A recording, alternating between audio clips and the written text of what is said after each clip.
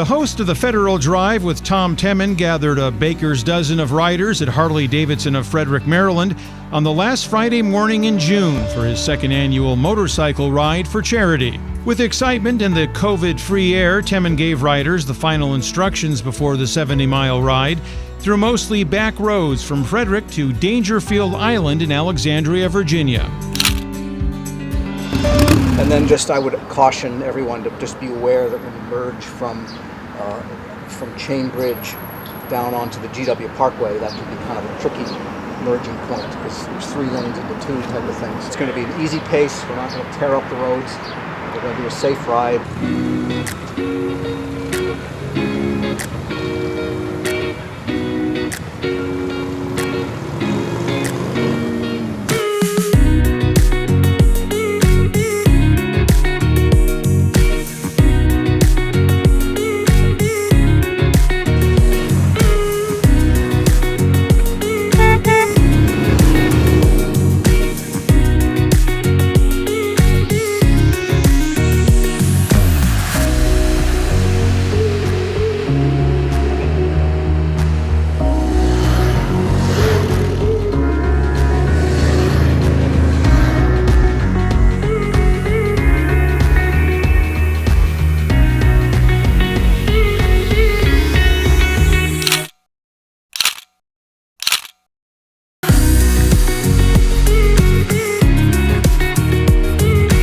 At Dangerfield Island, Temin introduced 2 of the event's sponsors. I want to ask Steve Charles, one of the great gurus, really, of the federal information technology industry and a personal friend and motorcycling mentor to me personally. Steve, couple words.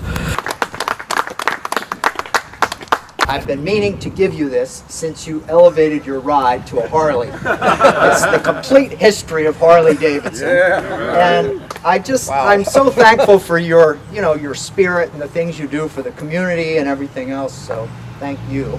And I would also like to welcome up Tom Suter. Tom is one of the other people that here today that has changed the federal market with his work through ATARC. When I saw you guys riding up, I could just think of the George Thorogood song, "Bad to the Bone." I was like, wow, I got a gang here I got to deal with. This is great. Really like to have ATARC involved with this, and definitely Tom. Round of applause for Tom. Just put this together. The charity ride raised $9,000, nearly double the amount from last year. It was split between 2 nonprofits that benefit the federal community. Heidi Williams. Temin presented the first check to the Friends of Patients of the NIH, which for some 36 years has been helping with housing and other support to patients receiving treatments at the National Institutes of Health. And most recently, the most important programs that we've started are local housing. So our transplant patients are able to stay in the Bethesda area for 3-4 months at a time post-transplant, and that's been our biggest and most successful program to date. Federal Employee Education and Assistance Fund. The second donation went to FIA, which in its 35 years of existence has helped more than 60,000 federal families with disaster relief, emergency loans, as well as scholarships. Most recently, we've been providing tutoring to children of federal employees who've experienced school disruptions from COVID-19. So we're really excited to have Tom's support and Federal News Network's support. It helps us reach more families in need every year, and it just seems like many families need help, especially over the last year.